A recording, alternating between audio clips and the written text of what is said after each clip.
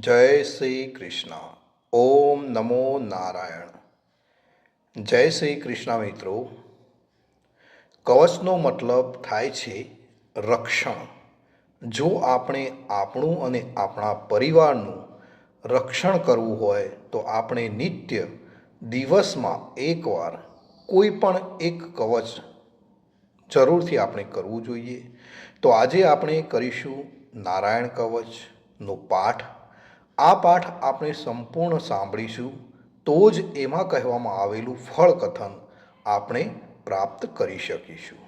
તો મિત્રો, આપણે નારાયણ કવચ સાંભળતા પહેલાં કોમેન્ટની અંદર જય શ્રી કૃષ્ણ લખવાનું ભૂલીશું નહીં.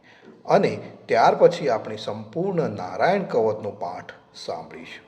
અને સાંભળ્યા પછી પણ આ જે પાઠ છે તે આપણા મિત્રો સાથે જરૂરથી આપણે શેર કરીશું. તો ચાલો શરૂ કરીએ નારાયણ કવચનો પાઠ.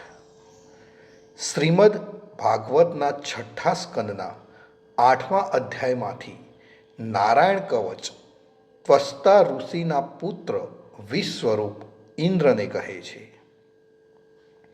વિશ્વરૂપ કહે છે કે જ્યારે ભયનો સમય પાસે આવ્યો હોય ત્યારે મનુષ્ય હાથ પગ ધોઈ આચમન કરી ઉત્તર દિશા તરફ મુખ રાખી નારાયણ કવચનો પાઠ કરવો. જ્યારે ભય આવે ત્યારે શ્રી નારાયણ રૂપ નામનું બખ્તર ધારણ કરવું. તો મિત્રો, નારાયણ કવચ આ રીતે છે. ગરુડની પીઠ ઉપર ચરણ કમળ ધારણ કરનારા, 8 સિદ્ધિઓવાળા, 8 બાહુઓવાળા અને તે 8 બાહુઓ વિશે શંખ, ચક્ર, ઢાલ, ગદા, બાણ, ધનુષ્ય તથા પાસને ધારણ કરનારા શ્રીહરિ મારી સર્વ પ્રકારે રક્ષા કરો. જળમાં મત્સ્ય અવતારધારી ભગવાન જલતંતુઓથી તથા વરુણના પાસથી મારી રક્ષા કરો. માયાથી બટુક બનેલા વામનજી સ્થળમાં મારી રક્ષા કરો. શ્રી વિશ્વરૂપ ત્રિવિક્રમ ભગવાન આકાશમાં મારી રક્ષા કરો.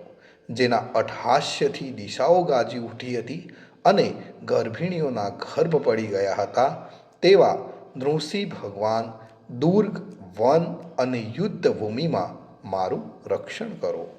પોતાની દાઢથી પાતાળમાંથી પૃથ્વીનો ઉદ્ધાર કરનારા ભગવાન યજ્ઞ મૂર્તિ વરાહ માર્ગમાં મારી રક્ષા કરો. પરશુરામ ભગવાન પર્વતોના શિખરોમાં મારી રક્ષા કરો. અને ભરતના મોટા ભાઈ રામ તથા લક્ષ્મણ ભગવાન પ્રવાસમાં અમારી રક્ષા કરો. ઉગ્ર ધર્મ અને પ્રમાદથી નારાયણ ભગવાન મારી રક્ષા કરો. નિંદાથી નર ભગવાનને યોગ ભ્રષ્ટ થતા યોગેશ્વર દત્તાત્રેય ભગવાન મારી રક્ષા કરો. ત્રણેય ગુણોના સ્વામી ભગવાન કપિલ કર્મબંધનથી મારી રક્ષા કરો. સંત કુમાર ભગવાન કામદેવથી મારી રક્ષા કરો.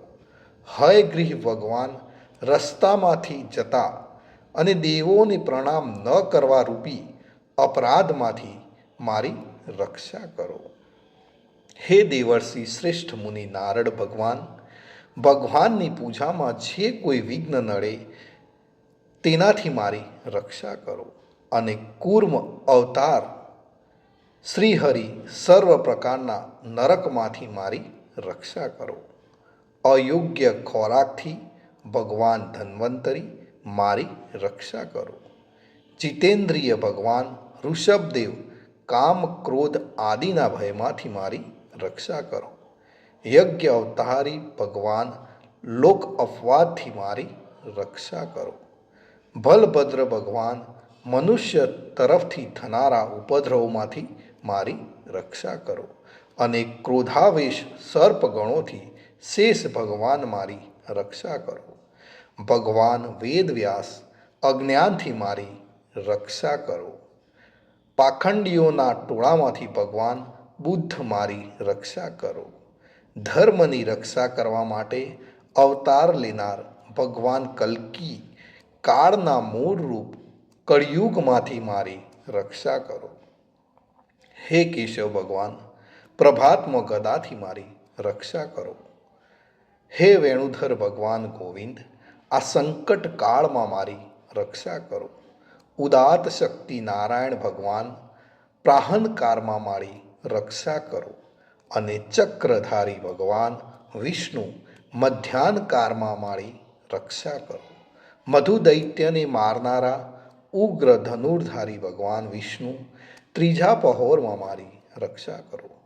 બ્રહ્મા, વિષ્ણુ અને રુદ્ર એ ત્રણ મૂર્તિવાળા ભગવાન માધવ, સાયકાળમાં મારી રક્ષા કરો.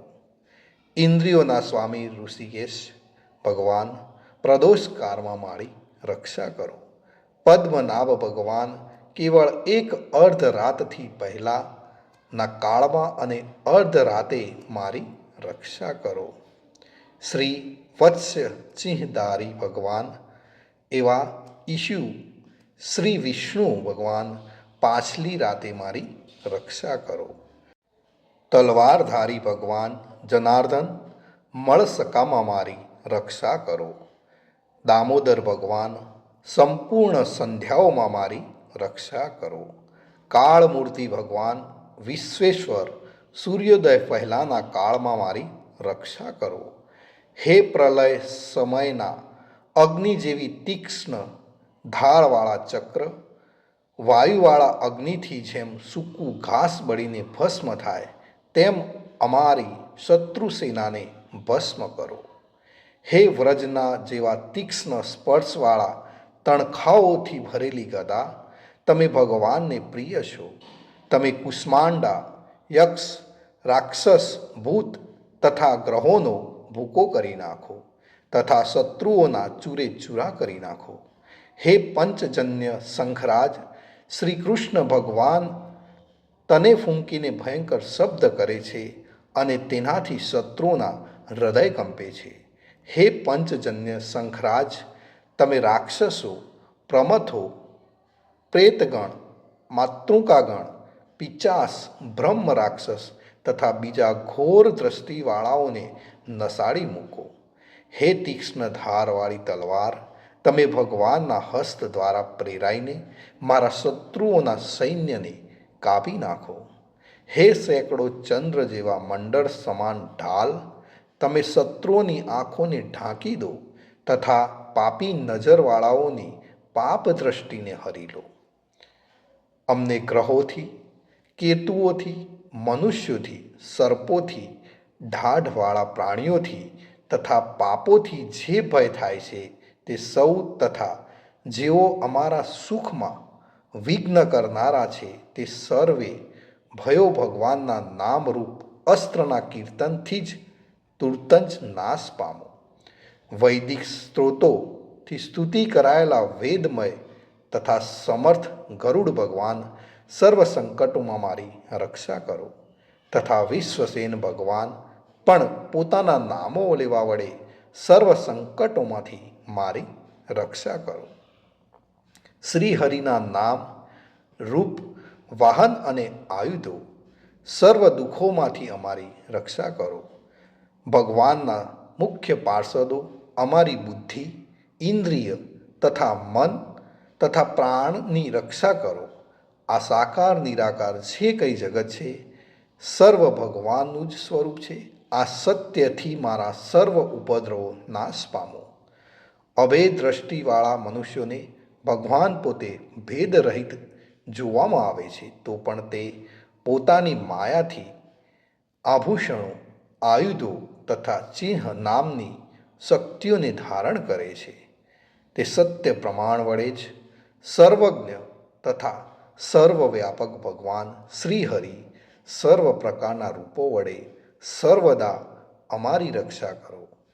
શ્રી નૃસિંહ નામના ઉચ્ચારણથી જ જળ, વાયુ, અગ્નિ આદિનો પ્રભાવ પોતાના તેજથી દૂર કર્યો છે એવા લોકના ભયને દૂર કરનારા ભગવાન નૃસિંહ સર્વત્ર ચારો તરફ અમારી રક્ષા કરો. તો મિત્રો, આ નારાયણ કવચનું ફળ કથન આ રીતે છે. વિશ્વરૂપ કહે છે, હે ઇન્દ્ર, આ નારાયણ કવચ તમારી આગળ કહ્યું, જે ધારણ કરવાથી તમે શ્રમ વિના અસુરોના અધિપતિઓને જીતશો. આ નારાયણ કવચને ધારણ કરનારો મનુષ્ય નેત્રથી જેની તરફ જુએ અથવા તો પગ વડે જેને અડકે તે તુરત જ બધા જ ભયોમાંથી છૂટે છે. આ કવચ ભણનાર પુરુષને કોઈ દિવસ રાજાઓ તરફથી, ચોર તરફથી, ગ્રહો થકી, વ્યાઘ્ર આદિ તરફથી તથા બીજા કોઈ તરફથી ભય રહેતો નથી. તો મિત્રો, આ હતું નારાયણ કવચ. ભગવાન સર્વનું રક્ષણ કરે એવી જ મારી પ્રાર્થના. જય શ્રી કૃષ્ણ. મિત્રો, ચેનલને સબસ્ક્રાઈબ કરવાનું ભૂલશો નહીં અને કોમેન્ટની અંદર જય શ્રી કૃષ્ણ લખવાનું ભૂલશો નહીં.